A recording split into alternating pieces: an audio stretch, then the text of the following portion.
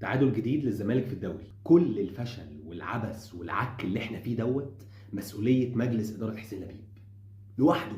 معانا لعيبه عاله ومكسحه، معانا مدرب ملط. قول لي انت عملت ايه بقالك سنتين عشان تحل الازمه اللي احنا فيها دي؟ قول لي انت عملت ايه في 3 مواسم انتقال غير اللي انت عمال تزود لنا في اللعيبه المكسحه اللي عندها مشاكل سواء بدنيه ولا نفسيه ولا عدم انتظام ولا غيره؟ قول لي عملت ايه في منظومه الكوره غير ان انت جبت لجنه تخطيط عشان تتدارى وراها وتستخبى فيها، مش علشان تحسن من منظومه الكوره ولا تلاقي منظومه محترمه ليها اسس عشان تعوض الفرق اللي بقى بينك وبين منافسينك. الوضع اللي في قائمه الفريق مشكلتك انت لوحدك. هروب جوميز مشكلتك انت لوحدك. اقاله جروس الغير مبرره وكأن الوعيب فيه مشكلتك انت لوحدك.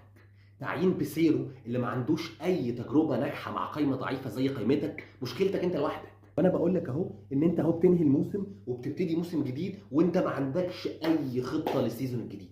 لا عارف انت هتجيب مين، ولا عارف انت هتمشي مين، ولا عارف اللعيبه اللي لازم تلاقي لها دلوقتي عروض عشان تعرف تستفيد منها ماديا وتعرف تجيب مكانهم لعيبه تانية، ولا انت عارف اي حاجه خالص. وهنفضل احنا في الخرا اللي احنا فيه ده.